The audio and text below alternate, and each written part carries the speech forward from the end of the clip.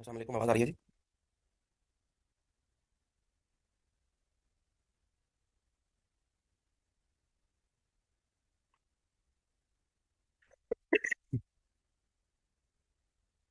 जी, जो लोग ऑनलाइन हैं उनको मेरी आवाज़ आ रही है।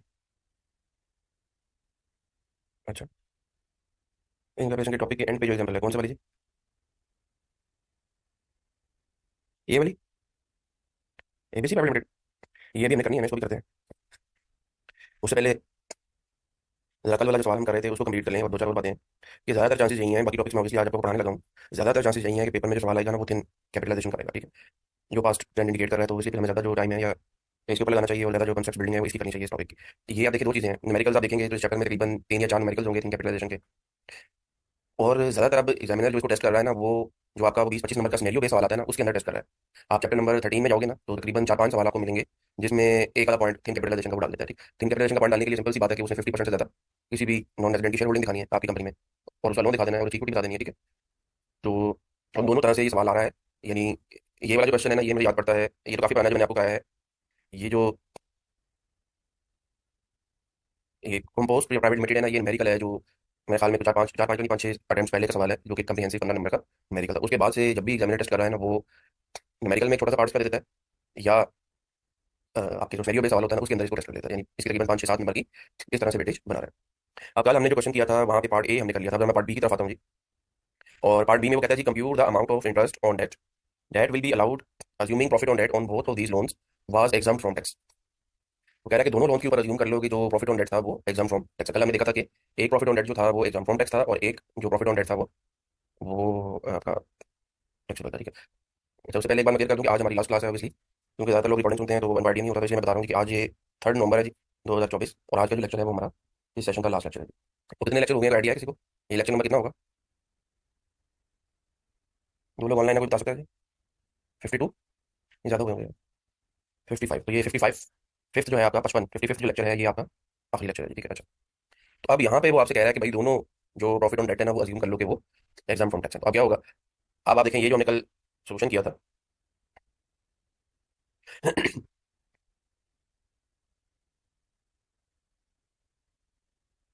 ये वाला, इसमें एक लोन जो था वो इसको मिला जी,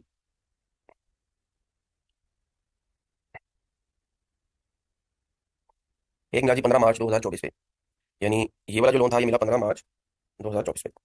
और जो दूसरे वाला लोन था, एक ही पार्टी से, डीपीएल आपकी कंपनी थी जिसको लोन मिला एमआई से, ठीक है। और दूसरे वाला जो लोन है वो मिला 1 जून 2024 में, ये वाला। आपका जो ईयर एंड है वो obviously 30 सितंबर है। दोनों लोन जो है उन पे थिन कैपिटलाइजेशन लग रहा है। अब आप देखें, 15 मार्च से लेके मैक्सिमम जो डेट अलाउ है हमें एमआई से लेना, वो कितना था जी? 258, ठीक है ये।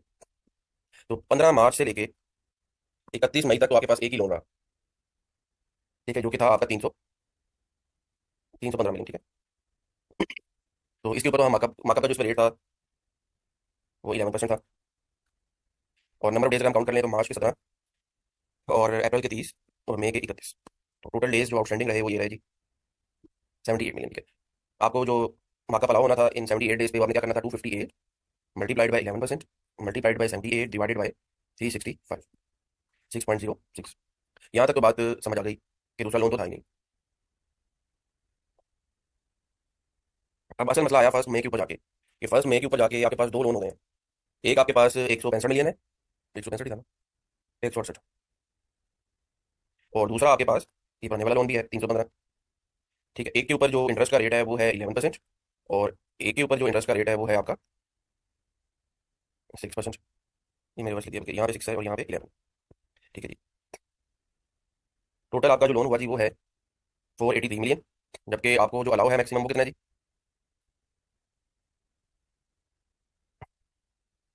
258 मिलियन।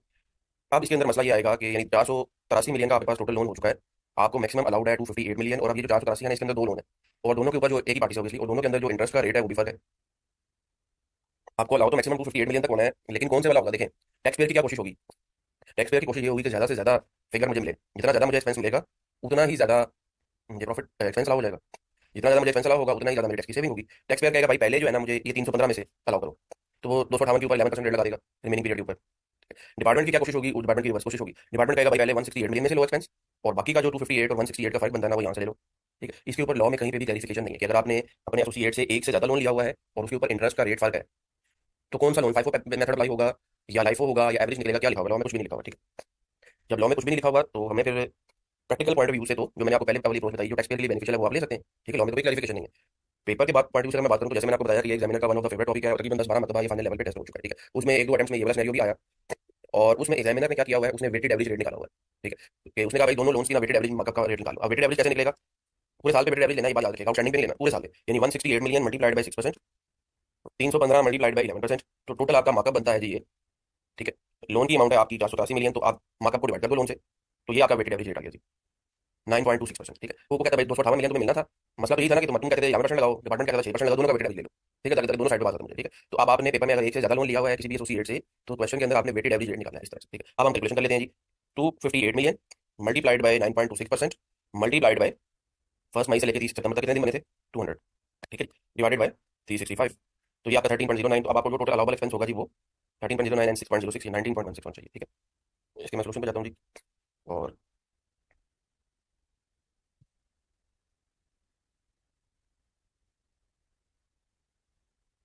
सॉरी, ये नंबर डेज निकलने हैं 31 मई से ऑनवर्ड्स, 122 दिन बने थे। ठीक है, ये डेज हमने निकाल लिए हैं, यानी फर्स्ट मई से ऑनवर्ड, सॉरी फर्स्ट मई के 31, जून के 30, जुलाई के 31 और सितंबर के 30। तो ये मैंने ऊपर जो 200 दिन लिए हुए थे वो दूसरे वाले के थे 122, तो इस पर 122 से करना था मल्टीप्लाई।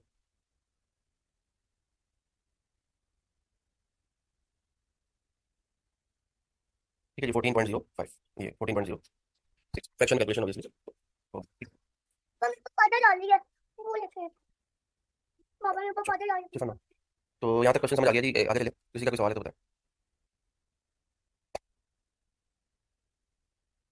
अच्छा, फिर एक और बड़ा इंटरेस्टिंग सा क्वेश्चन एक दफा पेपर में आया, और उसमें भी ना, और पहली दफा नहीं आया, उसे एक दफा पहले भी आ चुका था, लेकिन अगेन क्योंकि स्टूडेंट ने प्रैक्टिस नहीं की हुई तो उन्होंने गलती कर दी कि जो स्टेप नंबर 1 जब आपने कैलकुलेट करना है ना, तो आपने डायरेक्ट प्लस इनडायरेक्ट दोनों शेयर्स निकालने हैं। ठीक है, एफसी निकालने के लिए सबसे पहले तो स्टेप नंबर 1 आपने यही डिटरमाइन करना है ना कि एफसी कौन कौन है क्वेश्चन के अंदर। ऐसा भी पॉसिबल है कि आपके सवाल में एक से ज्यादा एफसी निकले। देखें ये क्वेश्चन, देखें ये क्वेश्चन है जी, ये जो एलिमेंट में भी ऐसे ही था, और 50% से बात तो एक ही होगा। हाँ, ये बात आपकी बिल्कुल ठीक है, लेकिन मैं वही आपको समझाने लगा कैसे निकलेगा। ये तो डायरेक्ट 50% से बात एक ही हो सकता है ना, लेकिन इनडायरेक्ट तो हो सकते हैं ना। ये देखें, ये क्वेश्चन नंबर 6 है जी। वो कहता है जी, Compose private limited incorporated under the companies act is engaged in the business of providing waste water treatment solutions to hospitals, industries and agricultural sites across Pakistan. CPL is 70% owned by a Belgium-based company, Belgium Aqua PLC, and 50% each by a Dutch company, Dutch-based LLC, and Pakistani company तिजाबी पानी limited. यानी आप CP का structure कुछ इस तरह से बताया भाई कि ये सीपीएचएल है, सीपीएल है, इसमें तीन कंपनियों की शेयर होल्डिंग है जी।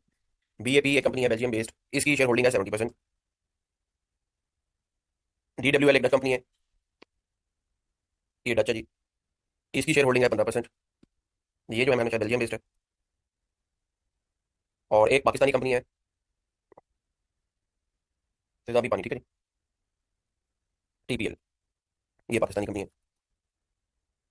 तो इसमें वही वाली आपकी बात कि 50% या उससे ज्यादा शेयर होल्डिंग तो किसी एक बंदे की हो सकती है ना, वैसे ही हुआ कि डायरेक्ट जो शेयर होल्डिंग है वो तो इस तरह से निकल आई। ठीक है, लेकिन अब आपने इनडायरेक्ट शेयर होल्डिंग निकाली, उसके बाद उसने आगे क्या बताया, बैप इज 50% ओन्ड बाय डीडब्ल्यूएल। यानी डीडब्ल्यूएल की वैसे तो शेयर होल्डिंग 15% है डायरेक्ट सीपीएचएल में, लेकिन ये जो बैप कंपनी है ना, इसमें 50% शेयर होल्डिंग डीडब्ल्यूएल की है। तो अब डीडब्ल्यूएल की इनडायरेक्ट शेयर होल्डिंग अगर आपने निकालनी है, ये तो डायरेक्ट है ना, आप इनडायरेक्ट निकालें कि 50% मल्टीप्लाइड बाय 70%, तो इसकी इंडेक्स होल्डिंग सीपीएल में 35% है। समझ आ गई बात की? अच्छा, आगे चलते हैं अगर। Whereas TPL is 100% owned by a German company Berlin Vessel जीएमबीएच। ठीक है, टीपीएल में 100% शेयर होल्डिंग जो है वो जर्मन कंपनी की है, तो यहाँ पे जब आप इंडायरेक्ट शेयर होल्डिंग निकालोगे 100% मल्टीप्लाइड बाय, तो ये तो इंडायरेक्ट शेयर होल्डिंग 50 से कम आ रही है। ठीक है, इसका मतलब ये हुआ कि आपके फॉरेन कंट्रोलर कौन कौन है जी? एक ये है और दूसरा सीपीएल है। ठीक है, ये बात समझ आ गई, आगे चलो। अच्छा, अब जब आपके पास क्वेश्चन में एक से ज्यादा फॉरेन कंट्रोलर आ जाएंगे, फिर एक गलती जो स्टूडेंट करते हैं ना, वो ये करते हैं कि दोनों की इक्विटी को मिला के कैलकुलेट करते हैं, दोनों के लोन को ऐड करके कंपेयर करते हैं। अगर एक से ज्यादा फॉरेन एसोसिएट आ गया तो लॉ में बड़ा क्लियरली लिखा हुआ है कि हर एसोसिएट पे ये रूल लगा है। यानी अब आपने दोनों की अलग अलग कैलकुलेशन करनी है। बेल्जियम वाली जो कंपनी है इसकी फॉरेन इक्विटी अलग से निकालनी है। ठीक है, जो भी आएगी उसको 30 से मल्टीप्लाई कर देना है, फिर उसको उसके लोन से कंपेयर कर लेना है, और जो भी मार्कअप डिसअलाउड या अलाउड होगा वो निकाल लेना है। इसी तरह सीपीएचएल पे करना है, दोनों पे अलग अलग कैलकुलेशन करनी, कंबाइन करके कैलकुलेशन नहीं करनी। ठीक है, ये एक बात थी जो आपको और बतानी थी। अच्छा, फिर एक यहाँ तक बात में जाएगी, सबको आगे चलें। कोई क्वेश्चन है यहाँ तक? अच्छा, फिर एक और पॉइंट जो आ चुका है पेपर में, जिसपे बच्चे कंफ्यूज हो जाते हैं कि ये जो सवाल हमने किया था इसमें तो था ना कि लोन की जो ई पेमेंट है वो ईयर एंड होने के बाद आ रही है। बाज दफा वो सवाल में क्या करता है कि during the year he loan की ई पेमेंट भी दिखा देता है। मिसाल के तौर पर उसने आपने आपसे लोन लिया 100 रुपये का, 20 रुपये आपने ड्यूरिंग द ईयर पे कर दिए, किसी भी एक पर्टिकुलर डेट टू डेट उसने आपको obviously बताई होगी। और आपकी जो फॉरेन इक्विटी है ना, वो है जी 30 मिलियन। तो आपको जो मैक्सिमम डेट अलाउड था वो था 90 मिलियन। अब इस 90 मिलियन को आपने कंपेयर किसे करना है, 100 से करना है या 80 से करना है, जरा सोच के बताएं। लॉ में वर्ड क्या लिखा हुआ है, मैं आपको उसकी तरफ ले जाता हूँ।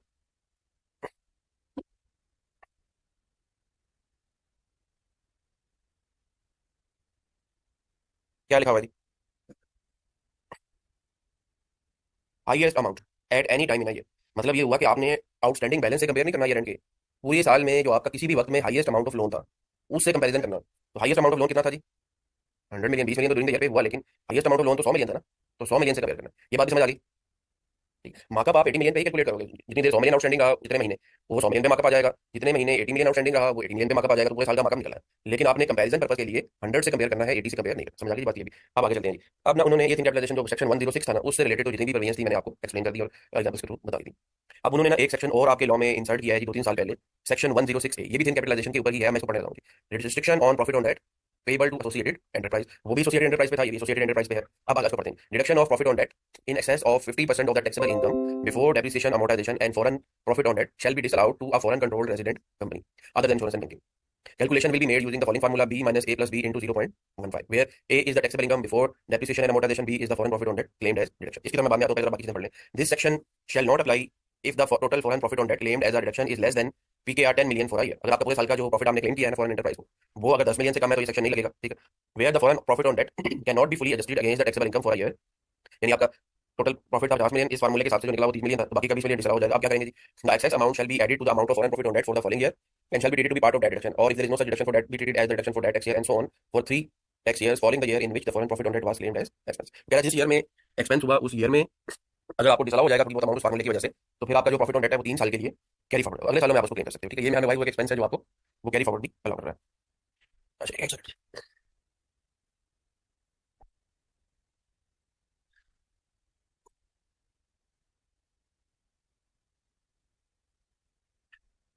वेयर, अच्छा सॉरी सर, मैं सिर्फ 5 मिनट्स दीजिए, मैं 5 मिनट तक आ रहा हूँ सर, आपसे 5 मिनट ब्रेक कर रहा हूँ।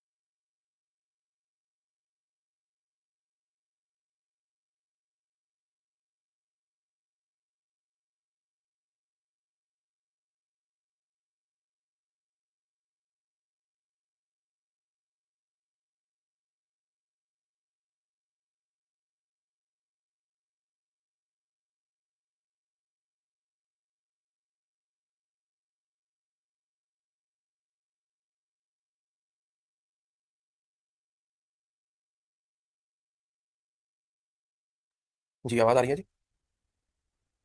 अच्छा, अब जरा आगे चलते हैं जी। Where the profit on debt is disallowed under section 106 on account of thin capitalisation principle and also under this section due to above provisions, the disallowed amount shall be higher of the disallowed amount under this section and section 106। This section shall apply in respect of foreign profit on debt accrued with effect from July 2020। ऊपर चोर है। Class हो रही है, जल्दी बस जाओ, जल्दी से बैठो। तो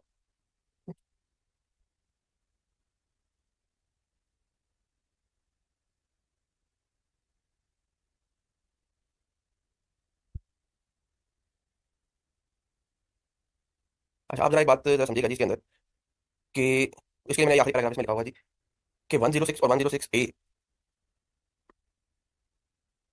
इसमें जरा थोड़ा सा हम डिफरेंशिएट करने की कोशिश करते हैं कि इनकी अगर हम एप्लीकेशन की बात करें तो ये भी फॉरेन प्रॉफिट ऑन डेट के ऊपर है, यानी ये भी एफसीआरसी के ऊपर एप्लीकेबल है, ये भी एफसीआरसी के ऊपर एप्लीकेबल है। मतलब कि अगर आपका कोई फॉरेन कंट्रोलर है जिसका आपकी कंपनी में 50% या उससे ज़्यादा शेयर है, ठीक है। अच्छा, तो सबसे पहले मैं आपको आखिरी पैराग्राफ पढ़ा दूँ ये। It is important to note that the provisions of proposed section are far more onerous than the existing thin capitalization rule, since the latter only apply when the foreign debt to foreign equity ratio exceeds 3 to 1, and the foreign debt is obtained from a foreign related party, where the profit on debt is either exempt from tax or is subject to tax at a lower rate than the corporate tax rate. The restriction under the proposed section, on the other hand, would become applicable on all foreign profit on debt payments, even those obtained from third party lenders, so long as the borrower is a foreign controlled resident company and the profit on debt exceeds the monetary threshold of PKR 10 million। यहाँ पे उसने सारा difference explain कर दिया कि अगर आप foreign control resident company हो तो एप्ली यहाँ पे वो कहता है कि सिर्फ उस प्रॉफिट ऑन डेट पे एप्लीकेबल होगा जो कि एग्जाम फ्रॉम टैक्स है या रिड्यूस रेट पे टैक्स हो रहा है। यहाँ पे वो कहता है ऑल प्रॉफिट्स ऑन डेट, और और इवन फ्रॉम थर्ड पार्टी। यहाँ पे तो सिर्फ जो फॉरेन कंट्रोलर ने दिया हुआ है सिर्फ उसकी बात हो रही थी ना। यहाँ पे उसने बताया हुआ है कि अगर आप एफसीआरसी यानी किसी भी एक फॉरेन नॉन रेजिडेंट का आपकी कंपनी में 50% या उससे ज्यादा शेयर है, तो फॉरेन जितने भी लोन आपने लिए हुए हैं, चाहे आपने उस फॉरेन कंट्रोलर से लिए हुए हैं, चाहे किसी बैंक से लिए हुए हैं, चाहे किसी थर्ड पार्टी से लिए हुए हैं, वो सारे के सारे इस सेक्शन में आ जाएंगे, चाहे उनके ऊपर मार्कअप टैक्सेबल है, चाहे उनके ऊपर मार्कअप एग्जाम्प्ट है। ठीक? यहाँ पे सिर्फ वो वाला प्रॉफिट ऑन डेट आता है जो आपने एफसी से लिया हुआ है, और उसमें भी आगे फर्क है कि अगर उसका डेट जो प्रॉफिट है वो अगर एग्जाम फ्रॉम टैक्स है या रिड्यूस रेट पे टैक्स हो रहा है तब वो आता है। ठीक है, ये सबसे मेन फर्क है। यानी प्रॉफिट ऑन डेट की अगर हम बात करें, फिर रेशो की अगर हम बात कर लें, यहाँ पे उसने रेशो लगाई हुई है 3:1। यहाँ पे उसने कोई रेशो नहीं लगाई हुई, यहाँ पे फॉर्मूला दिया, और फॉर्मूला भी हम समझ लेते हैं वो क्या है। ठीक है। अच्छा, अब जब आपको पेपर में सवाल आएगा ना, अब जब आएगा सवाल पेपर में, तो आपने दोनों सेक्शन अप्लाई करने हैं। दोनों सेक्शन अप्लाई करके 106 में भी प्रॉफिट ऑन डेट जो डिसअलाउड वाला है वो निकाल लेना है, 106 ए में जो डिसअलाउड वाला है वो भी निकाल लेना है। ठीक है, ये जो कंपोस्ट वाला मैंने आपको सवाल कराया ना, या क्या में जो रिसेंट में, उसमें ये दोनों चीजें हैं, इसको पूरा सवाल को कीजिएगा इसको। ठीक है। अच्छा, उसके बाद क्या करना है कि दोनों प्रॉफिट ऑन डेट आपने निकाल लिए, अलाउड वाले भी और डिसअलाउड वाले भी। जो डिसअलाउड वाले हैं क्या वो दोनों डिसअलाउ हो जाएंगे? कह रहा है ऐसा नहीं है। ठीक है, वो ये कहता है जी, ये where the profit on debt is disallowed under 106 on account of thin capitalization principle and also under this section due to the above provisions, the disallowed amount shall be higher of the disallowed amount under this section and 106। दोनों में से जो higher amount आ जाएगी ना disallowed की, ठीक है, higher of both disallowed amounts will be out। ये बड़ी इंपॉर्टेंट बात है। ठीक है, अब ये फार्मूला क्या दिया होगा जरा फार्मूले को समझिए। फार्मूले को समझने के लिए मैंने नीचे एग्जांपल दी हुई है। कह रहा है ABC limited a foreign control resident company has claimed profit on debt as deduction in the return for the tax year 2025 while declaring the following position. Taxable income as per return of income 100 million है, depreciation and amortization 10 million की है, और profit on debt claimed in the return जो है वो 30 million का है। अब मैं फार्मूला आपको समझाता हूँ जी। फार्मूला क्या है? ए क्या है फार्मूले के अंदर? A is the taxable income before depreciation and amortisation, और बी क्या है जी? B is the foreign profit on debt claimed as deduction. मतलब ये हुआ कि आपने उस वाले प्रॉफिट पे जाना है, यानी आपका एक टैक्सेबल प्रॉफिट इनकम गिवन है, इसमें आपने ऐड बैक कर लेना है टैक्स डेप्रिसिएशन एंड अमोर्टाइजेशन और फॉरेन प्रॉफिट ऑन डेट। ये दोनों फिगर आपने ऐड बैक कर लेनी है। ठीक है, जैसे अभी नीचे सवाल देखें कि 100 मिलियन की टैक्सेबल इनकम थी, 10 मिलियन की डेप्रिसिएशन थी, 30 मिलियन का मार्कअप था, ये उसने ऐड बैक कर लिए, तो 140 मिलियन आपके पास वो फिगर आ गई जो आपका वो टैक्सेबल इनकम है जो मार्कअप और डेप्रिसिएशन से पहले है। ठीक है, यानी ये आपकी थी 100 मिलियन, ये आपका 10 मिलियन था, और ये आपका 30 मिलियन था। तो अब आप चलेगा जी 140 मिलियन पे। यानी वो आपसे ये कहना चाह रहा है कि भाई taxable income before depreciation and foreign profit निकालो। फॉरेन प्रॉफिट भी तभी आप निकालना है जब 10 मिलियन से ज्यादा है। अगर 10 मिलियन से कम है तो फिर ये कैलकुलेशन करने की जरूरत ही नहीं है, फिर वो सारे का सारा फॉरेन प्रॉफिट ऑन डेट जो है वो अलाउड है। अच्छा, जब आपके पास ये 140 मिलियन आ गया ना, अब इसको मल्टीप्लाई कर दो 15% से, तो तुम्हें जो maximum maximum foreign profit on debt allowed था ना, वो 21 मिलियन है। जबकि तुमने जो अवेल किया हुआ है वो कितना किया हुआ है जी बुक्स के अंदर? 30 मिलियन। तो कितना डिसअलाउ हो जाएगा? 9 मिलियन। ये यहाँ से मेरी 9 मिलियन निकाला होगा। और अब आपको ये फार्मूला भी समझ आ जाएगा, वरना तो बड़ा कॉम्प्लेक्स फार्मूला है, समझ नहीं लगती कि इसकी लॉजिक क्या है। यानी बी क्या है जी? जो फॉरेन प्रॉफिट ऑन डेट है, यहाँ पे बी क्या मैं लिया? 30 मिलियन, ये बी है बेसिकली, ये बी। ठीक है, ए प्लस बी क्या था जी? ये आपका ए था, ये आपका बी था। इनको जब आपने ऐड कर लिया तो 140 मिलियन आ गया। उसको 15% से, यानी सिंपल वर्ड्स में लॉ ने रिस्ट्रिक्शन क्या लगाई हुई है कि तुम्हारी जो टैक्सेबल इनकम है ना डेप्रिसिएशन से पहले की, और ऑब्वियसली प्रॉफिट ऑन डेट से पहले वाली, प्रॉफिट ऑन डेट वो वाला जो फॉरेन जो फॉरेन प्रॉफिट है, उसको तुमने ऐड बैक करना है। तुम्हारी जो भी टैक्सेबल इनकम निकलेगी ना, उसका मैक्सिमम 15% मैं तुम्हें मार्कअप करूंगा। ठीक है, वो 15% आया 21 मिलियन, आपने बुक्स में लिया हुआ था 30 मिलियन, तो 9 मिलियन जो है वो आपने डिसअलाउ कर दिया। ठीक है, आप मुझे जरा बताएं, स्टूडेंट ये कह रहा था कि ये क्वेश्चन गलत हुआ, सॉल्व क्या गलती है जिसके अंदर भी बता सकते हैं इस एग्जाम्पल में? जी बताएं जी। किसी ने नहीं बताया। अब मैं एक बात और आपको, अब जैसे ये देखिए क्वेश्चन नंबर 6 है ना, इसमें अब एक जो स्टूडेंट गलती कर दिया ना, पेपर में जब भी आपको सवाल आएगा ना थिंक कैपिटलाइजेशन का, तो दोनों सेक्शन को ध्यान में रखना है। ये जो सवाल है, ये जो पुराना है, ये वाला, ये जो मैंने आपको कराया, इसमें उस वक्त 106A था ही नहीं। ठीक है, इसलिए मैंने नीचे लिख भी दिया है। दूसरी बात है कि इस सवाल में चूंकि टैक्सेबल इनकम दी नहीं हुई, ये देसी प्राइवेट वाले में जब टैक्सेबल इनकम ही नहीं दी हुई या उसका डाटा ही नहीं दिया हुआ निकालने के लिए, तो मैं तो नहीं निकाल सकता ना, डेप्रिसिएशन की फिगर दी हुई है।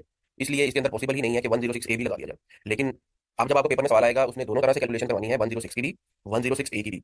उसके लिए उसने आपको पेपर में टैक्सेबल इनकम की भी और डेप्रिसिएशन की फिगर भी लाजमी दी होगी, टैक्स डेप्रिसिएशन की, या कैलकुलेशन करवाई होगी आपसे, ये कैलकुलेशन करने के लिए सॉरी डाटा दिया होगा। ठीक है, तो दोनों कैलकुलेशन करनी है। जैसे ये कंपोस्ट वाला सवाल था, दोनों कैलकुलेशन आपने की, ये दोनों कैलकुलेशन आपने की, ये देखिए, ये 6 में गया, क्वेश्चन नंबर 6 को लाजमी कीजिएगा। ये जो कंपोज वाला था, ठीक, इसमें देखें 106 में जब उसने कैलकुलेशन की ना, तो टोटल इंटरेस्ट जो अलाउ निकला ना, वो निकला 36 मिलियन। ठीक है, 106A में जब उसने कैलकुलेशन की, तो जो टोटल इंटरेस्ट अलाउ निकला ना, वो निकला 36,754,110। ये उसने अलाउड की फिगर निकाली है। हमने क्या पढ़ा है कि अब दोनों अलाउड फिगर आपने निकाल ली, डिसअलाउड की बात उसने लॉ में की हुई है कि दोनों प्रोविजंस में डिसअलाउड एक्सपेंस भी होगा, तो डिसअलाउड कौन सा मिलेगा जी, जो हायर वाला है वो डिसअलाउ हो जाएगा। ये बात यहाँ पे लिखी हुई है। अब हम जनरली तो क्वेश्चन के अंदर डिसअलाउड नहीं निकालते, हम तो अलाउड निकालते हैं। उसने इस दोनों सेक्शंस के तहत अलाउड फिगर्स निकाल ली। अब जरा खुद सोच के बताएं कि अगर डिसअलाउड के बारे में ये लिखा हुआ है कि डिसअलाउड जो है दोनों सेक्शंस में जो हायर वाला होगा वो मैं डिसअलाउ करूंगा, इसका दूसरा मतलब क्या है कि अगर अलाउड की फिगर गिवन है, तो कौन से वाला मैं आपको अलाउ करूंगा जी, हायर वाला या लोअर वाला? डिसअलाउड अगर हायर वाला हो रहा है तो अलाउड हमेशा लोअर वाला ही होगा ना। तो इसलिए दोनों में से जो लोअर वाला है 36,522,740, वो आपको अलाउ हो जाएगा। ठीक है, जो यानी obviously जब आपको लोअर वाला अलाउ होगा तो डिसअलाउड अमाउंट ज्यादा हो जाएगी ना। समझ आ गई जी बाकी? ये था जी टोटल थिंक कैपिटलाइजेशन का। इसमें जितने भी पॉइंट्स हो सकते थे मैंने आपको एक्सप्लेन कर दिए। किसी का कोई सवाल है तो बताएं जी, वरना आप जो बाकी की चीजें रह गई है ना, उसके लिए मैंने ये समरी बनाई हुई है, जो यहाँ से मैं आपको पढ़ाने जा रहा हूँ। अच्छा, इसमें सबसे पहले मैं बात करता हूँ बिजनेस इनकम की, जो लाइक बड़ा इंपॉर्टेंट टॉपिक है ना, कि बिजनेस इनकम अगर नॉन रेजिडेंट की है, तो वो कब पाकिस्तानी सोर्स होगी। ठीक है, वो कहता है जी, ये business income of a non-resident person shall be Pakistani source income to the extent to which it is directly or indirectly attributable to a permanent establishment of a non-resident in Pakistan. Sale of goods, sale in Pakistan of goods, merchandise of the same or similar kind as those affected by non-resident person through permanent establishment in Pakistan. Other business activities carried on in Pakistan of the same or similar kind as those affected by non-resident through a permanent establishment in Pakistan. Any business connection in Pakistan. अब इस दफा law में change आई। चलिए इसकी तरफ आता हूँ। पहले पहले वन बाय वन आपको पहले तीन प्रोसेस एक्सप्लेन कर दूँ जी। वो कहता है कि अगर किसी नॉन रेजिडेंट की आप कोई बिजनेस इनकम क्या होगी, नॉन रेजिडेंट ने आपको मशीनरी सेल की, जो भी नॉन रेजिडेंट की मेन गुड्स हैं, ट्रेडिंग वाली या मैन्युफैक्चरिंग वाली, उसने आपको सेल कर दी, अब वो जो उसकी इनकम है वो उसकी बिजनेस इनकम है। आपने उस मशीनरी के अगेंस्ट उसको पेमेंट करनी है, या उस ट्रेडिंग ऑफ गुड्स के अगेंस्ट उसको पेमेंट करनी है, या उसने सर्विस वगैरह रेंडर करनी है आपको, प्रोफेशनल सर्विस वगैरह, फॉर्म है कोई लॉयर्स की या अकाउंटेंट की, अब उसकी जो इनकम है वो है बिजनेस इनकम। तो बिजनेस इनकम के केस में ये स्टूडेंट को अक्सर कंफ्यूजन होती है, उसमें भी वो यही कॉन्सेप्ट लगाते हैं जी कि पेमेंट अगर किसी रेजिडेंट ने की है तो इनकम पाकिस्तानी सोर्स हो जाएगी। बिजनेस इनकम में ये प्रिंसिपल नहीं है। बिजनेस इनकम के अलावा बाकी जितनी भी नॉन रेजिडेंट की इनकम है ना, मैं अगर आपको क्लासिफिकेशन बताऊं कि रॉयल्टी है, फी फॉर टेक्निकल सर्विसेज है, प्रॉफिट ऑन डेट है, प्रोफेशनल सर्विसेज है, फी फॉर ऑफशोर डिजिटल सर्विसेज है, इंश्योरेंस प्रीमियम है, ठीक है, कंस्ट्रक्शन वगैरह है। इन सब में लॉ में यही प्रवियन लिखी हुई है जी, जो कल हमने प्रॉफिट ऑन डेट में पढ़ी थी, कि ये सारी की सारी इनकम जो है ये पाकिस्तानी सोर्स कब होंगी जी, दो कंडीशन जब पूरी when paid by resident person, और उसकी एक्सेप्शन हुई है कि वो पाकिस्तान से बाहर यूज नहीं होनी चाहिए। ठीक है, एक्सेप्शन वो हमने पढ़ ली, या borne by PE of the non resident. Borne का मतलब कि जो रिलेटेड एक्सपेंस है उस रॉयल्टी का, उस टेक्निकल फी का, वो जो नॉन रेजिडेंट की पाकिस्तान में परमानेंट एस्टेब्लिशमेंट है उसने दिया किया है। ठीक है, तो ये जो इनकम्स है ये नॉन रेजिडेंट की पाकिस्तानी सोर्स हो जाएगी। ठीक, बिजनेस इनकम की जब मैं बात करता हूँ ना, ये ऑल अदर इनकम्स है। बिजनेस इनकम में जब मैं आता हूँ तो वहां पे इस तरह की प्रोविजन नहीं है, वहां पे वो पी से ताल्लुक करता है कि बिजनेस इनकम जो है वो पाकिस्तानी सोर्स अब होगी when non resident has a P in Pakistan. ठीक है, या अगर उसकी पी नहीं है, वो खुद इंडिविजुअल कैपेसिटी में यहाँ पे सेल कर रहा है गुड्स की, लेकिन सेल वही वाली गुड्स कर रहा है, सॉरी मैंने गलत बता दिया पहले, कि उसकी पी तो है पाकिस्तान में, परमानेंट एस्टैब्लिशमेंट का मतलब अभी तक इतना याद रखें, अभी इसकी डेफिनेशन हम पढ़ने जा रहे हैं अगले 5 मिनट के बाद। परमानेंट एस्टैब्लिशमेंट का मतलब है कि आपकी यहाँ पे कोई ब्रांच है। पहली बात उसने कहा कि नॉन रेजिडेंट की जो बिजनेस इनकम होगी ना वो पाकिस्तानी सोर्स, अगर तो उसकी यहाँ पे कोई ब्रांच है तो ही वो इनकम जो है वो पाकिस्तानी सोर्स है, वरना पाकिस्तानी सोर्स नहीं है, वरना एग्जम्प्ट है। सेकंड चीज, अब नॉन रेजिडेंट को ये बात पता चल गई कि भाई मेरी यहाँ पे ब्रांच है, मैं अगर इस ब्रांच के थ्रू गुड्स बेचूंगा ना, तो ये इनकम तो पाकिस्तानी सोर्स हो जाएगी, मुझे इसके ऊपर पाकिस्तान में भी टैक्स देना पड़ेगा और बाहर भी देना पड़ेगा। मैं ऐसा करता हूँ, मेरी ब्रांच तो है पाकिस्तान में, लेकिन मैं अपनी ब्रांच के थ्रू गुड्स नहीं बेचता पाकिस्तान के किसी भी रेजिडेंट बंदे को, मैं अपनी पर्सनल कैपेसिटी में बेच देता हूँ। तो लॉ कहता है कि भाई चाहे तुम गुड्स खुद बेचो या सर्विसेज खुद रेंडर करो या अपनी पी के थ्रू करो, मैं उसको पी को एट्रीब्यूट करूंगा, मैं यही अज्यूम करूंगा कि वो गुड्स जो सेल हो रही है वो पी कर रही है, या वो जो सर्विसेज रेंडर हो रही है वो पी कर रही है। ठीक है, ये जो मैंने आपको तीन पैराग्राफ पढ़ाए हैं ना, पहले में तो उसने सीधा सीधा कह दिया कि अगर वो उसकी पी से एट्रीब्यूटेबल है, पी से एट्रीब्यूटेबल कब होगी, जब गुड्स जो है वो खुद, वो जो ब्रांच है पाकिस्तान की वो सेल कर रही है। ठीक है, और सेकंड और थर्ड में ब्रांच खुद से सेल नहीं कर रही गुड्स या सर्विसेज, लेकिन उसकी पाकिस्तान में पी है, तो लॉ कहता है कि मैं यही अज्यूम करूंगा कि वो जो गुड्स हैं या वो जो सर्विसेज हैं वो पी को एट्रीब्यूट हो जाएंगी, यानी इनकम आपकी पाकिस्तान सोर्स। समझिए सिंपल वर्ड्स में पहली जो तीन क्लॉजेज है ना वो यही बात करती हैं भाई कि अगर नॉन रेजिडेंट की पाकिस्तान में कोई भी परमानेंट एस्टैब्लिशमेंट है, तो चाहे नॉन रेजिडेंट खुद से गुड सेल करे, चाहे नॉन रेजिडेंट परमानेंट एस्टैब्लिशमेंट के थ्रू गुड्स को सेल करे, इनकम जो है वो पी को एट्रीब्यूट हो जाएगी। जब भी इनकम पी को एट्रीब्यूट हो जाएगी तो इनकम पाकिस्तानी सोर्स हो जाएगी। ठीक है जी, अच्छा, अब एक और बात याद रखिएगा जी, अब एग्जामिनर अक्सर बच्चों को कंफ्यूज करने के लिए ना रिवर्स बातें भी बता देता है रॉयल्टी के केस में बता देता है कि आप एक रेजिडेंट कंपनी हो, आपने नॉन रेजिडेंट को रॉयल्टी पे की, और उस नॉन रेजिडेंट की पाकिस्तान में कोई भी नहीं थी। तो लोग कहते हैं यार उसकी तो कोई भी नहीं थी, तो इनकम तो है, वो तो पाकिस्तानी सोर्स नहीं होगी। ठीक है, या प्रॉफिट ऑन डेट में इस तरह से कहता है कि आपने बाहर किसी बैंक से लोन लिया, बैंक से लोन लेने के बाद आपने एज रेजिडेंट कंपनी जब उसके ऊपर मार्कअप पे किया, तो उस फॉरेन बैंक की क्योंकि पाकिस्तान में कोई ब्रांच नहीं थी, तो आपने कोई भी टैक्स नहीं काटा। ठीक है, पी का जो ताल्लुक है ना वो सिर्फ बिजनेस इनकम के केस में है। बाकी सारी इनकम्स में जैसे मैंने आपको पहले बताया, प्रिंसिपल पी के साथ लिंक नहीं है। बाकी सारी इनकम्स में प्रिंसिपल जो है वो पेड के साथ लिंक है। जिस बंदे ने पेमेंट की है ना, उसका स्टेटस देखना है क्या वो रेजिडेंट है या नहीं है। ठीक है, नॉन रेजिडेंट की पाकिस्तान में चाहे पी है चाहे नहीं है, वो इनकम टैक्सेबल है। अगर पी है तो टैक्स का रेट फर्क हो जाता है, वो मैं आपको भी बता देता हूँ कि कैसे फर्क हो जाता है, लेकिन इनकम हर सूरत में टैक्सेबल है। ठीक है, बिजनेस इनकम के केस में रेजिडेंट वाली बात नहीं है, वहां पे पी और नॉन पी वाली बात है। ठीक है जी, ये बात यहाँ तक कोई सवाल है जी? ठीक है, अब मैं आगे चलता हूँ जी। नॉन रेजिडेंट की पाकिस्तान में कोई परमानेंट एस्टैब्लिशमेंट नहीं है, उसके बाद लॉ कहता है देखो भाई उसका कोई पाकिस्तान में बिजनेस कनेक्शन तो नहीं है। अच्छा, अब पिछले बजट तक ना लॉ में बस यहाँ तक की प्रोविजन थी कि उसका कोई पाकिस्तान में बिजनेस कनेक्शन तो नहीं है। अब एफबीआर वाले पता क्या करते थे, वो कहते थे यार ऐसा कैसे हो सकता है कि एक जो नॉन रेजिडेंट है उसका यहाँ पे कोई बिजनेस कनेक्शन ही ना हो। अगर उसका कोई बिजनेस कनेक्शन नहीं है तो वो गुड्स बेच कैसे रहा है? कोई यहाँ पे उसका कोई एजेंट होगा, कोई ना कोई यहाँ पे वेयर हाउस बनाया होगा, कोई ना कोई यहाँ पे कुछ ना कुछ तो किया होगा ना। तो एफबीआर की कोशिश होती थी कि अगर उसकी कोई ब्रांच ना हो ना पाकिस्तान में, तो किसी ना किसी तरीके से धक्के से कोई बिजनेस कनेक्शन का कर दिया जाए। ठीक है, जब उसका बिजनेस कनेक्शन एस्टैब्लिश कर दिया जाएगा तो इनकम पाकिस्तानी सोर्स हो जाएगी और उसके टैक्स देना पड़ेगा पाकिस्तान में। ठीक, मैटर जो है लिटिगेशन वगैरह में चलता रहता था। इस दफा उन्होंने ना बजट में बिजनेस कनेक्शन को एक्सप्लेन कर दिया। बिजनेस कनेक्शन अपनी मर्जी से नहीं लगाना, ये चीज होगी बिजनेस कनेक्शन के केस में। अब वो क्या है जी, business connection in Pakistan shall include significant economic presence in Pakistan of an owners. ठीक है, ऐसा नहीं है कि एक एजेंट है जो उसके बेhalf पे क्लियरेंस वगैरह कराता है, कोई काम तो तुमको ये बिजनेस कनेक्शन है।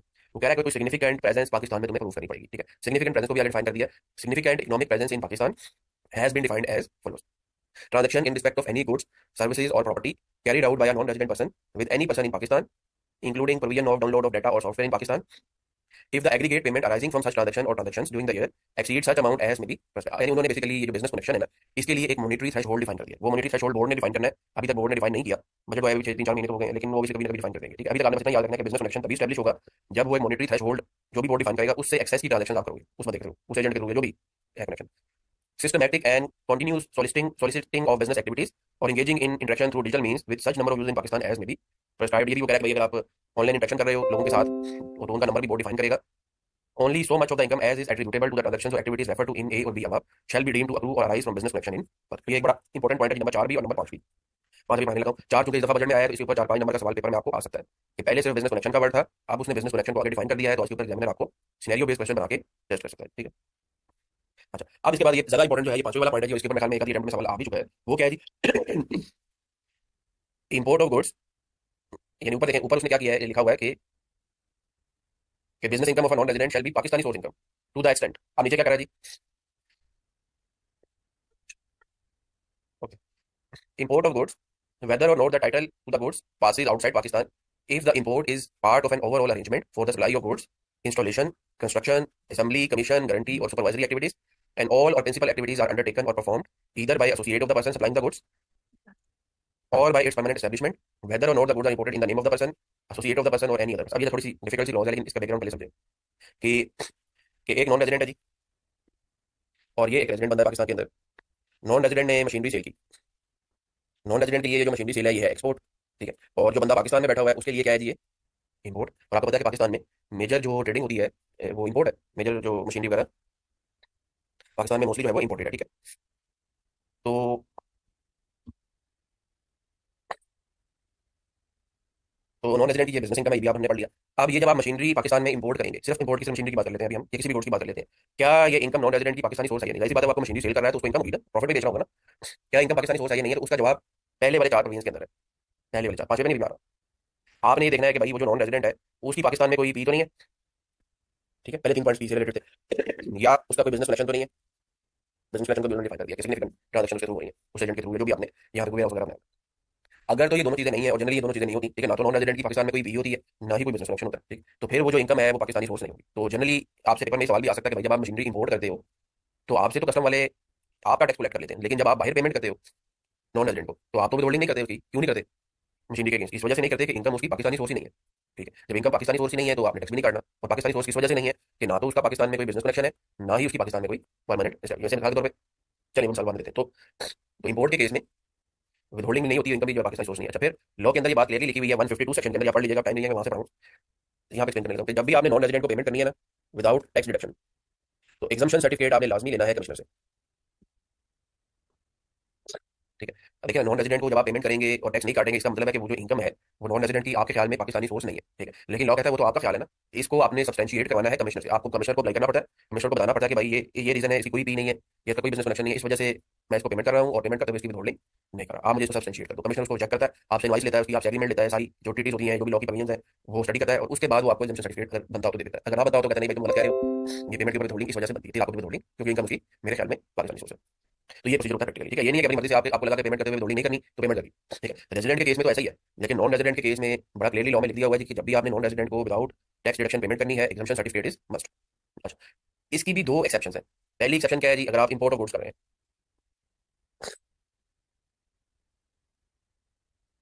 और सेकंड है जी आप एजुकेशनल एंड मेडिकल एक्सपेंसेस जो है वो आउटसाइड पाकिस्तान रेमिट कर रहे हो, इन दो केसेस में आपको एग्जाम्पशन सर्टिफिकेट लेने की भी जरूरत नहीं है। रीजन मैंने आपको बता दी कि इंपोर्ट तो बड़ी फ्रीक्वेंट है पाकिस्तान के अंदर। ठीक है, तो अब आप हर केस में कमिश्नर के पास अगर जाने लग पड़े तो कमिश्नर के पास यही एप्लीकेशन जो है उनकी लाने लग जाएंगी। तो पाकिस्तान में बहुत ज्यादा इंपोर्ट होती है, रॉ मटेरियल भी और मशीनरी भी। तो उसने इंपोर्ट के केस में सीधी सीधी टैक्स पेयर के ऊपर छोड़ दिया कि तुम सिर्फ ये देख लो उसकी कोई पी तो नहीं है और उसका कोई बिजनेस कनेक्शन तो नहीं है पाकिस्तान में। ठीक है, बिजनेस कनेक्शन के लिए उसने साथ ये क्लॉज लगा दी कि ये चीज इंश्योर कर लो कि टाइटल जो है वो पाकिस्तान से बाहर पास ऑन होना चाहिए। जब भी नॉन रेजिडेंट आपको गुड्स शिप करने लगता है ना, तो उसी वक्त आपके नाम पे टाइटल पास ऑन कर देता है। ऐसा नहीं होता कि पाकिस्तान में आके टाइटल पास ऑन होगा। अगर तो पाकिस्तान में आके आपके नाम पे टाइटल पास ऑन होना है तो फिर तो उसका यहाँ पे कनेक्शन है ना बिजनेस का, जिसके थ्रू आपको बेच रहा है गुड्स। ऐसा नहीं होता, जब भी गुड्स बाहर से शिप हो जाती है ना, रिस्पॉन्सिबिलिटी आपकी हो जाती है। यानी टाइटल हमेशा outside Pakistan at the time of shipment pass हो जाता है। तो बस ये दो चीजें तुमने इंश्योर करनी है, ये दो चीजें अगर तुमने इंश्योर कर दी, तुमने विदाउट टैक्स डिडक्शन उसको पेमेंट कर देनी है और मेरे से एग्जाम्पशन सर्टिफिकेट लेने की भी जरूरत नहीं। इसी तरह बास केसेस में जो कंपनी होती है ना, उसके एग्जेक्टिव वगैरह जो होते हैं, एम्प्लॉइज भी इवन, वो बाहर से ट्रीटमेंट करते हैं, बाहर किसी हॉस्पिटल से ट्रीटमेंट कराया या बाहर किसी ट्रेनिंग पर्पज के लिए किसी एम्प्लॉय को भेज दिया या एजुकेशनल पर्पज के लिए एक एम्प्लॉय को भेज दिया किसी कॉलेज में किसी यूनिवर्सिटी में। अब जिस हॉस्पिटल से आप ट्रीटमेंट करा रहे हो, जिस इंस्टीट्यूट से आप ट्रेनिंग ले रहे हो, एजुकेशन इंस्टीट्यूट से या यूनिवर्सिटी से, तो उसकी अगेन वो बिजनेस इनकम है। और बिजनेस इनकम पाकिस्तानी सोर्स नहीं है, क्योंकि उसकी ना तो यहाँ पे कोई पी है ना कोई बिजनेस कनेक्शन है। ठीक है, उसमें भी उसने कहा हुआ है कि तुमने विदाउट टैक्स डिडक्शन पेमेंट कर देनी है और कमिश्नर से अप्रूवल नहीं लेना। ठीक है, यहाँ पे सिर्फ एक बात लिखी हुई है, स्टेट बैंक से अप्रूवल मस्ट है। बाहर जब भी आपने एजुकेशनल एक्सपेंसेस या मेडिकल एक्सपेंसेस की मद में पैसे भिजवाने हैं किसी भी यूनिवर्सिटी किसी भी हॉस्पिटल को, सिर्फ स्टेट बैंक से अप्रूवल ले लो। एफबीआर से विदाउट टैक्स डिडक्शन आप पेमेंट कर सकते हो, एफबीआर से अप्रूवल लेने की जरूरत नहीं। इन दोनों के अलावा बाकी हर केस में कमिश्नर से एग्जाम्पशन सर्टिफिकेट लेना मस्ट है। ठीक है जी, तो इंपोर्ट ऑफ गुड्स ना तो पाकिस्तानी सोर्स इनकम है और ना ही इसमें कमिश्नर से एग्जाम्पशन सर्टिफिकेट लेने की जरूरत है। ये बात तो क्लियर होगी जी सबको, कोई कंफ्यूजन नहीं है किसी की? बताएं जी, क्या कोई मसला है?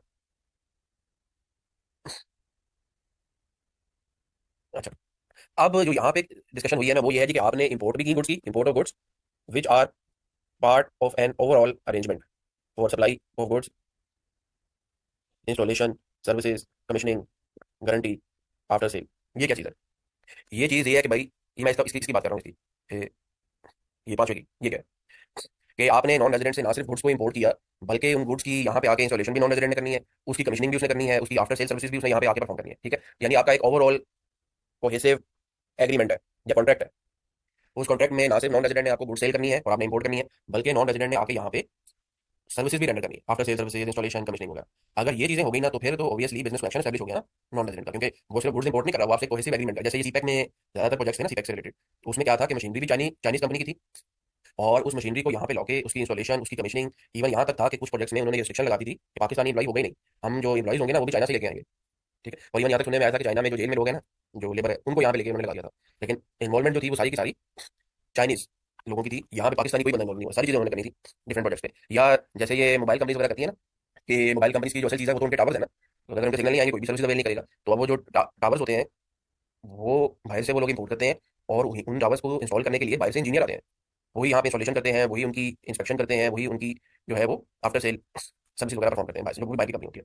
तो वो भी बेसिकली एग्जांपल आइडियल। ठीक है, कि अगर आपने एक ओवरऑल कोहेसिव एग्रीमेंट किया है तो फिर इनकम जो है वो पाकिस्तानी सोर्स हो जाएगी। ठीक है, फिर आपको ऑब्वियसली विथहोल्डिंग भी करनी पड़ेगी। अब जब एक ओवरऑल कोहेसिव कॉन्ट्रैक्ट है तो कॉन्ट्रैक्ट के केस में जो टैक्स का रेट है वो लगेगा, फिर आपको पेमेंट करते हुए विथहोल्डिंग करनी पड़ेगी। लेकिन ये वो वाइड सिनेरियो है जिसमें कॉन्ट्रैक्ट की विथहोल्डिंग का 20% टैक्स आपने काटना है, इनकम पाकिस्तानी सोर्स हो जाएगी। पेमेंट करते हुए कॉन्ट्रैक्ट के ऊपर नॉन रेजिडेंट के केस में जो टैक्स का रेट है ना वो 8% है, लेकिन इस केस में आपने 8% टैक्स नहीं काटना, बल्कि 8 का 20% यानी 1.6% टैक्स सिर्फ काटना है, बाकी की विथहोल्डिंग है, इस विथहोल्डिंग का रेट है। ठीक है जी। अच्छा, प्रोफेशनल सर्विस मैंने आपको ऑलरेडी बता दी। बाद दफा क्या होता है कि जो नॉन रेजिडेंट होता है ना, वो प्रोफेशनल सर्विस आपको रेंडर करता है। जैसे एक आपका पीएसएल हो रहा है पाकिस्तान में, तो बाहर से फॉरेन प्लेयर्स आ जाते हैं यहाँ पे खेलने के लिए। अब वो जो फॉरेन प्लेयर्स हैं उनको जब आप पेमेंट करोगे प्रोफेशनल सर्विस के अगेंस्ट, तो उसमें वही प्रिंसिपल है जी कि paid by the resident person, जो ऊपर मैंने लिख दिया ये, या बोन बाय पी, यानी बाहर से फॉर एग्जाम्पल कोई प्लेयर जो है ऑस्ट्रेलिया का, कौन है जी अच्छा प्लेयर, रिकी पॉन्टिंग जो है वो पाकिस्तान में आ गया खेलने के लिए, और उसको लाहौर के अंदर ने पेमेंट की प्रोफेशनल सर्विस के अगेंस्ट। तो अब ये जो लाहौर के अंदर उसको पेमेंट कर रहा है, तो वो इनकम उसकी पाकिस्तानी सोर्स होगी। रीजन बीइंग कि ये जो लाहौर के अंदर है ये एक रेजिडेंट कंपनी पाकिस्तान में। ठीक है, तो प्रोफेशनल सर्विसेज चाहे प्लेयर्स की हैं चाहे एंटरटेनर्स की हैं, एंटरटेनर का वर्ड लिखा हुआ है कि कॉन्सर्ट हो रहा है यहाँ पे, बाहर से कोई फॉरेन एक्टर या एक्ट्रेस आ गई यहाँ पे परफॉर्म करने के लिए, आपने जब भी उनको पेमेंट करनी है इनकम पाकिस्तानी सोर्स हो जाएगी उनकी। ठीक है, कोई लॉयर है फॉरेन का, वो आपने इंगेज किया हुआ है, आपको आउट ऑफ कंट्री को सेटलमेंट हो रही है आपकी, होता है ना कि इंटरनेशनल कोर्ट में केस चल गया, तो उसमें अब आपने बाहर से कोई लॉ एंगेज कर लिया है जिसको आपने प्रोफेशनल फी पे करनी है, तो वो भी इनकम उसकी पाकिस्तानी सोर्स रहेगी, ठीक है, वो सारी की सारी चीजें जो है वो इसमें सोल्व कर देंगी, ठीक है। यहाँ तक कोई सवाल बताएं जी, वरना उसके बाद अब हम ब्रेक कर रहे हैं जी, ब्रेक के बाद ये समरी को पढ़ लेते हैं, तो हमारा ये जो लेक्चर है इंशाल्लाह ये चैप्टर जो कंप्लीट हो जाएगा जी। ये समरी है, इसको आप 10 मिनट्स में ब्रेक करें जिसको ब्रेक के दौरान देखें ये, तो फिर हम जो है वो इसको कंक्लूड करते हैं।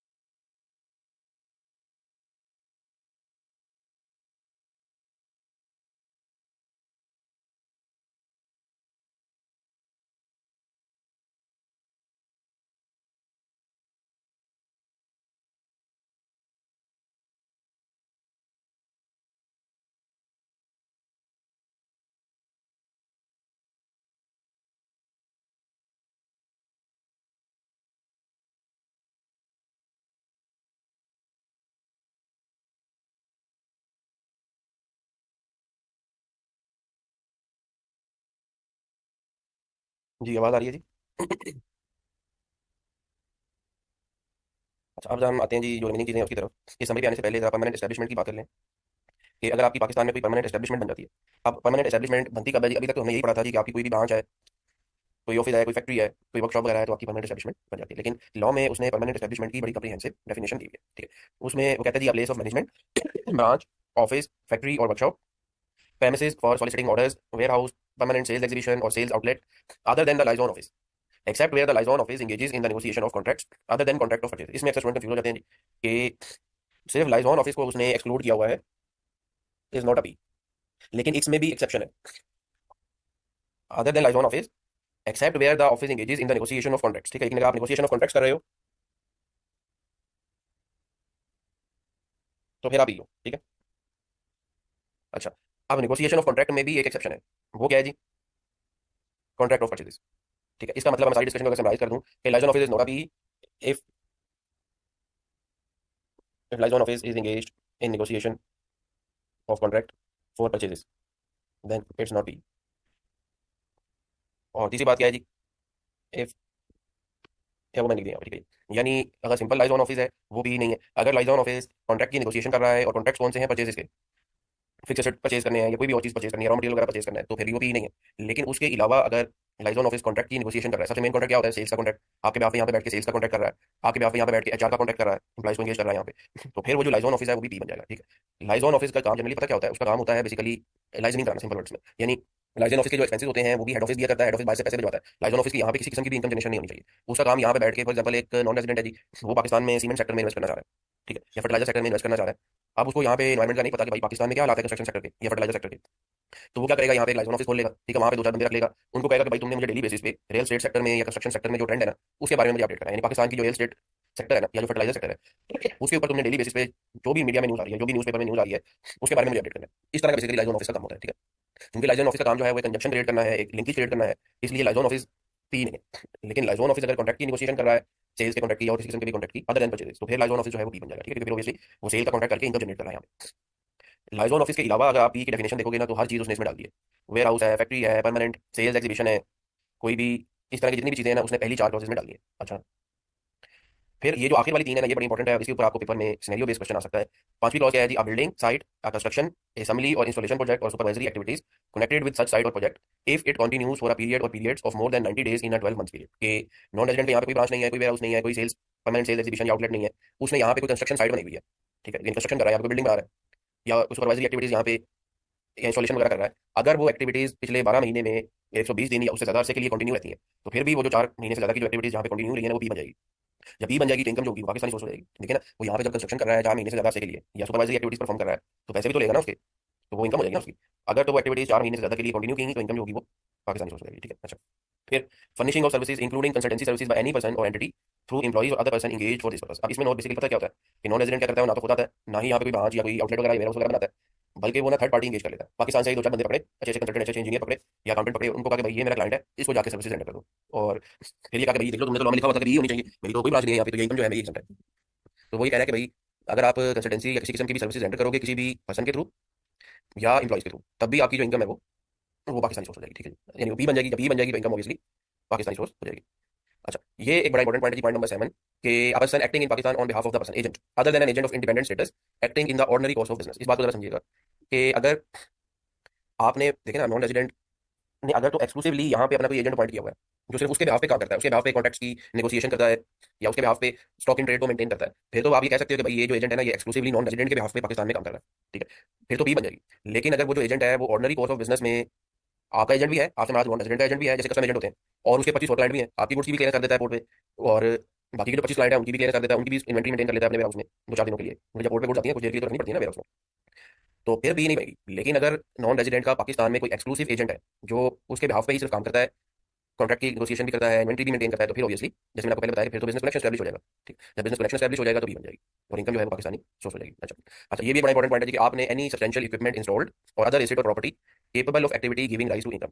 नॉन रेजिडेंट ना तो खुद आया, ना कोई एम्प्लॉइज एंगेज किए, ना कोई कंस्ट्रक्शन की, ना कोई उसका आउटलेट है यहाँ पे, बल्कि उसने यहाँ पे कोई आपको एसेट इंस्टॉल करके दे दिया है या एसेट जो है वो आपको भिजवा दिया है यहाँ पे जिससे आपको इनकम आ रही है इंडिपेंडेंटली, तब भी इनकम जो है वो पी को एट्रीब्यूट हो जाएगी। इस वजह से एट्रीब्यूट हो जाएगी कि पी बन गई। अब इसकी क्या एग्जाम्पल है कि नॉन रेजिडेंट ने आपको मशीनरी रेंट पे दे दी, उसको कहा भाई इस मशीनरी को 6 महीने यूज कर लो, यहाँ से जो भी इनकम आती है वो ले लो, उसके बाद मशीनरी वापस कर देना और 6 महीने का मुझे रेंट दे देना। तो अब इस केस में भी उस मशीनरी से जो नॉन रेजिडेंट को रेंटल इनकम आएगी वो पाकिस्तानी सोर्स है। रीजन भी है कि अगर उसने आपको कोई भी ऐसा एसेट दिया है जो इंडिपेंडेंटली इनकम जनरेट करने के लिए यूज हो रहा है, फिर भी जो इनकम होगी वो री कंट्रीब्यूट हो जाएगी, ठीक है।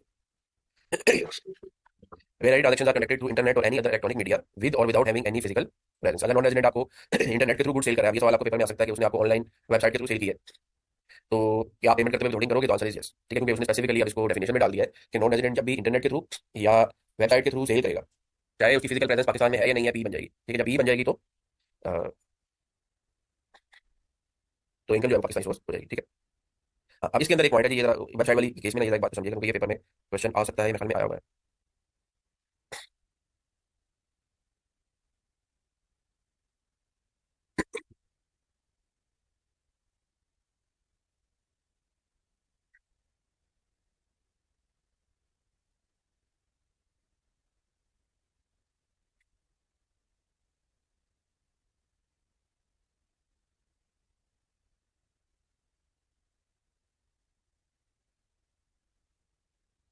हाँ, ये बात तो आप समझिएगा जी कि इसके अंदर जो की पॉइंट है ना, आंखें बंद करके ये नहीं लिख देना कि भाई उसने अगर आपको ऑनलाइन वेबसाइट के थ्रू सेल किया है या आपने यहाँ से बैठ के ऑनलाइन कौन सी वेबसाइट है जहाँ से आप चीजें भी परचेज कर सकते हैं, इंटरनेशनल वेबसाइट बताएं। दाल रोटी के लोकल है, ऑनलाइन में कौन सी आती है यार? अली बाबा, और कौन सी है जी? एक और बड़ी फेमस है, मैं नाम नहीं निकल रहा है, अली एक्सप्रेस वगैरह, नहीं अली एक्सप्रेस नहीं है, अमेजोन, ठीक है। ये सवाल आपको पेपर में आ सकता है कि आपने अमेजोन वगैरह से ऑनलाइन बुक्स खरीदी, ऑनलाइन कोई भी कंपनी ने कोई भी इन्वेंट्री खरीदी वेबसाइट से, पेमेंट करते हुए आपने विथहोल्डिंग करनी है या नहीं करनी, ठीक है। आपने सिंपल यही बात देखनी है कि भाई वो जो वेबसाइट है, वो जो कंपनी है, क्या उसकी पाकिस्तान में कोई परमानेंट एस्टैब्लिशमेंट है या नहीं है, ठीक है। परमानेंट एस्टैब्लिशमेंट तब बनेगी जब इसमें से किसी भी एक में वो फॉल करेगा। अब अगर उसकी यहाँ पे कोई ब्रांच, कोई वेयर हाउस, इस तरह की कोई भी चीज़ नहीं है, फिर आप इस पॉइंट पे आ जाओगे। अब इस पॉइंट में आके आपने ये देखना है कि वो जो वेबसाइट है वो मेंटेन कहाँ से हो रही है, ठीक है। अगर तो वो वेबसाइट पाकिस्तान से मेंटेन हो रही है, यहाँ से उसकी विजुअल प्रेजेंस है उसकी पाकिस्तान के अंदर, फिर जो है वो इनकम जो है वो पाकिस्तानी सोर्स होनी है। लेकिन अगर एग्जामिनर ने आपको नहीं बताई ऐसी भी कोई भी बात, आपने यही अज्यूम करना है कि उसकी फिजिकल और विजुअल प्रेजेंस पाकिस्तान से बाहर है, ठीक है। जब उसकी फिजिकल एंड विजुअल प्रेजेंस जो है वो पाकिस्तान में नहीं है, तो इनकम जो है वो फिर पाकिस्तानी सोर्स नहीं होगी, क्योंकि पी नहीं बनेगी। यानी बताने का पर्पज ये है कि आंखें बंद करके ये नहीं लिख देना कि जब भी वेबसाइट से आपने चीजें खरीदी इनकम पाकिस्तानी सोर्स हो जाएगी, क्योंकि रॉज आ रही है तो पी बन जाएगी। फिजिकल की बात उसने कही हुई है, लेकिन विजुअल की बात आपने खुद से लिखनी है, ठीक है। इसलिए मैंने क्वेश्चन नंबर 1 जो है चैप्टर नंबर 7 उसका एक पॉइंट इसमें डाला हुआ है, ठीक है। उसका ये आंसर है। सवाल क्या था? सवाल ये था जी कि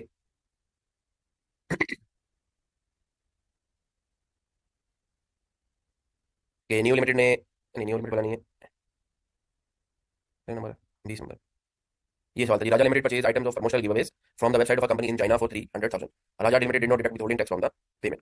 उसका आंसर उसने इस तरह से दिया हुआ जी, withholding tax is required to be deducted from Pakistan source income। In this case, income of the Chinese-based company is not Pakistani source as the items were purchased from their website in China, and no permanent establishment is created as that company does not have any physical slash virtual presence in Pakistan, ठीक है। Therefore, the amount will not be deductible। entire amount will not be will be deductible, expense हो जाएगा, ठीक है, withholding record नहीं की। समझ आ गई जी बात की? यहाँ तक कोई सवाल है तो बताएं। फिर ये cohesive business operations already detail में एक्सप्लेन कर चुका हूँ। जब भी कोहेसिव बिजनेस ऑपरेशन होंगे पी जनरेट हो जाएगी, ये वाला पॉइंट बेसिकली, ये वाला पी जब जनरेट हो जाएगी तो इनकम पाकिस्तानी सोर्स हो जाएगी। अलबत्ता यहाँ पे कॉन्ट्रैक्ट की विथहोल्डिंग आपने 20% करनी है, ये वाला पॉइंट, ठीक है जी। तो इन सारे केसेस में पी बन जाती है। जब पी बन जाती है ना, तो आपका लॉ क्या कहता है कि पी जो है ना वो पाकिस्तान में एक सेपरेट एंटिटी है, ठीक है। पी की इनकम अलग से कंप्यूट होनी है जी, उसकी टैक्सेशन आपके लॉ में अलग से सेक्शन 105 में दी हुई है। वो क्या कहता है? To be treated as separate person, ठीक है। कोई भी अगर आपकी ब्रांच बन जाएगी पाकिस्तान में, तो याद रखिएगा वो कंपनी कंसिडर होगी। आपकी ब्रांच वगैरह वेयर हाउस वगैरह कंपनी कंसिडर होगी, और क्योंकि वो एक सेपरेट एंटिटी है तो उसके ऊपर 29% टैक्स लगेगा, ठीक है। जितने भी एक्सपेंसेस पी ने पाकिस्तान में इनकम को अर्न करने के लिए इंकर किए हैं ना, एडमिन या मैनेजमेंट, चाहे पाकिस्तान में किए हैं चाहे पाकिस्तान से बाहर किए हैं, उसके लिए अलाउबल एक्सपेंसेस है, ये बात, ये वाली, ठीक है। यानी पी की टैक्सेशन का अगर आपको पेपर में सवाल आ गया, आज तक अभी आया नहीं है, लेकिन सिंपल सी बात आपने याद रखनी है कि जो बात बिजनेस इनकम में अदर देन पी लिखी हुई है वो यहाँ पे भी लिखी हुई है कि पी ने बिजनेस इनकम को ऑन करने के लिए या रॉयल्टी इनकम को ऑन करने के लिए या टेक्निकल फी को ऑन करने के लिए जितने भी एक्सपेंसेस इंकर किए सारे के सारे अलाउ है, ठीक है। अच्छा, पी की टैक्सेशन होनी कैसे है? पी की टैक्सेशन बिल्कुल वैसे ही होनी है जैसे रेजिडेंट बंदे की होती है। रेजिडेंट बंदे की कैसे होगी टैक्सेशन? ये मैंने नीचे टेबल बनाया हुआ है ये। अगर परमानेंट एस्टेब्लिशमेंट ने कोई सेल ऑफ गुड्स की है, तो जो भी बंदा उसको पेमेंट करेगा पी को, अगर वो प्रेस्क्राइब्ड है तो 5% या 5.5% टैक्स काट लेगा, ठीक है। और वो टैक्स जो है वो मिनिमम होगा, अनलेस के जो परमानेंट एस्टेब्लिशमेंट है वो मैन्युफैक्चरर है। अगर किसी बंदे ने पी को on account of rendering of services payment की है, तो वो उसका 9% या 4% टैक्स काटेगा और वो मिनिमम टैक्स होगा। अगर किसी बंदे ने पी को कॉन्ट्रैक्ट के अगेंस्ट पेमेंट की है, तो वो 8% टैक्स काटेगा और वो भी मिनिमम होगा। हाँ, अलबत्ता जो बंदा पी को पेमेंट कर रहा है अगर वो नॉन प्रेस्क्राइब बंदा है, तो वो टैक्स काट ही नहीं सकता। जब वो टैक्स काट ही नहीं सकता, तो फिर पी की जो इनकम है वो मिनिमम की बजाय नॉर्मल रजीम में चली जाएगी। मेरी मतलब ये हुआ कि पी की जो टैक्सेशन है और पी का जो विथहोल्डिंग का रेट है वो बिल्कुल वही है जो हमने रेजिडेंट में पढ़ा हुआ है, ठीक है। और पी की एक्सपेंसेस की ट्रीटमेंट भी हमने पढ़ ली कि परमानेंट एस्टेब्लिशमेंट जो है चाहे पाकिस्तान में एक्सपेंसेस इनकर करे चाहे पाकिस्तान से बाहर इनकर करे, अगर वो बिजनेस पर्पस के एक्सपेंसेस है तो सारे के सारे अलाउबल है। इसका मतलब ये हुआ कि पी की टैक्सेशन सारी की सारी वही है जो रेजिडेंट में हमने पढ़ी है, ठीक है। इसी तरह पी के ऊपर मिनिमम टैक्स भी लगता है। अगर पी की सेल्स के ऊपर 1.25 भी लगेगा और इस भी लगेगा, अलबत्ता एसटी लगेगा पी पे, ठीक है। सिर्फ एक चीज का फर्क है जी पी का रेजिडेंट से, वो फर्क क्या है जी? वो दो फर्क है। ऊपर हमने पढ़ लिया कि पी जितने भी एक्सपेंसेस करेगी वो सारे के सारे अलाउबल है। नीचे जाके तीन तरह के जो एक्सपेंसेस है ना वो उसने डिसअलाउ किए हुए हैं। किसको डिसअलाउ किए हुए हैं आप देखें अगेन यहाँ पे पी के केस में होता क्या है कि एक आपका हेड ऑफिस है मिसाल के तौर पर यूके में, उसने पाकिस्तान में एक ब्रांच बनाई हुई है, ठीक है। जैसे सिटी बैंक था या बार्कलेज था, ये पाकिस्तान में एज अ कंपनी काम नहीं कर रहे थे इंडिपेंडेंट, जबकि ये पाकिस्तान में ब्रांच बना के काम कर रहे थे। सिटी बैंक ऑब्वियसली खत्म हो गया होगा मोस्टली, या बार्कलेज वगैरह। अभी भी कुछ मल्टीनेशनल कंपनीज हैं जो पाकिस्तान में एज अ ब्रांच के तौर पर ऑपरेट कर रही होती हैं, ठीक है। हेड ऑफिस भाई है यूके में। अब अगेन ये जो ब्रांच है इसका मालिक तो ये हेड ऑफिस वाला है। इसकी कोशिश, और इसको पता है कि भाई ये जो ब्रांच है पाकिस्तानी टैक्स लॉस के हिसाब से ये एक इंडिपेंडेंट एंटिटी है। इसकी इनकम जो है या तो एनटीआर में जानी है, या अगर इसको प्रेस्क्राइब बंदा पेमेंट कर रहा है तो मिनिमम जी में से जानी है सर्विस के केस में या कॉन्ट्रैक्ट के केस में, यानी इसको 29% टैक्स को हर सूरत में देना ही देना है, ठीक है, अगर मिनिमम वाला काम आ रहा है। अब इस हेड ऑफिस की ये कोशिश होगी कि भाई किसी ना किसी तरह से ये जो ब्रांच है ना इसके एक्सपेंसेस को ओवरस्टेट किया जाए, ठीक है। अब ब्रांच के एक्सपेंसेस को ओवरस्टेट कैसे किया जा सकता है? हेड ऑफिस क्या कहेगा, यार तुम ऐसा काम करो, मुझे ऑलरेडी का एक्सपेंस दिखा दो, मुझे टेक्निकल फी का एक्सपेंस दिखा दो, मैंने तुम्हें वाली सर्विस दी, ठीक है, टेक्निकल या मैनेजमेंट फी दिखा दो, मैं तुम्हें लोन देता हूँ, ज्यादा से ज्यादा मैं तुम्हें लोन दूंगा, उसके ऊपर ज्यादा से ज्यादा मार्कअप पर रख देते हैं, तो मुझे प्रॉफिट ऑन डेट दिखा दो, ठीक है। प्रॉफिट ऑन डेट में हमने कल पढ़ लिया था कि ब्रांच के केस में थिन कैपिटलाइजेशन नहीं लगता, इस वजह से नहीं लगता कि सारे का सारा एक्सपेंस चला हुआ है हेड ऑफिस को, ठीक है। तो हेड ऑफिस की क्या कोशिश होगी कि ये तीनों के तीनों इस तरह के जो एक्सपेंसेस है ना, ये क्योंकि उसने मुझे तो पे करने हैं, मैं ही मालिक हूँ, यानी ब्रांच जो प्रॉफिट कमा रही है पाकिस्तान में वो मुझे इस तरह से पे कर दे, या इसके कि मुझे डिविडेंड की फॉर्म में डिस्ट्रीब्यूट करे, मुझे डिविडेंड पे टैक्स लग जाना है 15%। तो ये वाले जो एक्सपेंसेस होते हैं ना जो ब्रांच अपने हेड ऑफिस को पे करती है, इसमें मैनिपुलेशन के बहुत ज्यादा चांसेस है, इसलिए उसने लॉ में बड़ा क्लियरली लिख दिया है कि भाई ब्रांच अगर अपने हेड ऑफिस को इन तीनों एक्सपेंसेस की मद में कोई भी अमाउंट पे करेगी वो इनएडमिसिबल है जी। तो फर्क क्या है जी, आपने सेम उसी तरह से कैलकुलेशन करनी है जैसे आप रेजिडेंट के केस में करते हो, पी का अगर अमेरिका आ जाता है पेपर में, जैसे मैंने आपको पहले बताया, अब तक कभी आया नहीं है लेकिन आ भी सकता है, उसी तरह से कैलकुलेशन करनी है जिस तरह रेजिडेंट की टैक्सेशन है, रजीम भी बिल्कुल वैसे ही है, होल्डिंग के रेट्स भी वैसे ही है, सिर्फ ये वाले जो तीन एक्सपेंसेस हैं ये आपने एड बैक कर देने हैं, ठीक है, ये नहीं है। अच्छा, इसी तरह से बास जिस तरह से इनकम डिसअलाउ है, सॉरी जिस तरह से एक्सपेंसेस डिसअलाउ है, उसी तरह से ब्रांच वाले फिर टैक्स अथॉरिटीज को ये कहेंगे कि भाई अगर तुम मुझे एक्सपेंस डिसअलाउ कर रहे हो, अगर मुझे हेड ऑफिस से कोई इनकम आ जाती है रॉयल्टी की, टेक्निकल फी की या प्रॉफिट ऑन डेट की, ऐसा भी तो हो सकता है ना कि ब्रांच जो है हेड ऑफिस का प्रॉफिट कम करने के लिए ये काम कर ले कि ब्रांच इसको लोन दे दे हेड ऑफिस को, और हेड ऑफिस एक्सपेंस बुक कर ले अपनी बुक्स में, ठीक है। तो अब हेड ऑफिस का जो भी प्रॉफिट है वो तो हमारा ताल्लुक ही नहीं है, हेड ऑफिस तो यूके में बैठा हुआ है, वो यूके वाले जाने, वो यूके की टैक्स अथॉरिटीज वाले जाने। ब्रांच वाले का ये सांस था भाई कि भाई अगर तुम मुझे इन चीज़ों को एक्सपेंस के तौर पर डिसअलाउ कर रहे हो, तो जब मैं इन चीज़ों को अपनी बुक्स में इनकम बनाता हूँ तो मुझे इनकम के ऊपर भी टैक्स नहीं लगना चाहिए। एफबीआर ने कहा बिल्कुल ठीक बात है आपकी, ठीक है। तो ये जो तीनों चीज़ें हैं, हेड ऑफिस अगर अपनी बुक्स में, सॉरी ब्रांच अपनी बुक्स में अगर इसको इनकम बनाएगा, ये ना आपकी इनकम है, ब्रांच इसको अपनी बुक्स में एज एक्सपेंस चार्ज करेगा या आपका एक्सपेंस भी नहीं है, ठीक है, यही बात उसने यहाँ पर लिखी हुई है, ये ना ये आपकी इनकम है ना ये आपका एक्सपेंस है। यहाँ तक बताइए क्वेश्चन किसी का है, कोई कंफ्यूजन है किसी को? आगे चलते हैं। अब हमने क्या बात पढ़ ली दोबारा से, अगर मैं समराइज करूँ, पी की टैक्सेशन, ठीक है, ये नॉर्मल रजीम में जाएगी, जो भी इनकम पी से एट्रीब्यूट होगी, पी बनती कब है ऑब्वियसली डिटेल में डिस्कस डेफिनेशन में कर लिया। पी की इनकम या तो नॉर्मल रजीम में जाएगी अगर पी मैन्युफैक्चर है, मैन्युफैक्चर ऑफ गुड्स है, या नॉन प्रिस्क्राइब बंदा पेमेंट कर रहा है फॉर सर्विसेज या कॉन्ट्रैक्ट, ठीक है जी। और या बी की इनकम जो है मिनिमम रजीम में जाएगी, मिनिमम रजीम में कब जाएगी, जब प्रिस्क्राइब बंदा पेमेंट कर रहा है फॉर सर्विसेज या कॉन्ट्रैक्ट, ठीक है। विद होल्डिंग का रेट क्या है जी, सेम वही रेट्स हैं जो रेजिडेंट के, same rates as of resident. P जो है टैक्स का रेट क्या लगेगा, 29% और 1.25%, विच एवर इज हायर,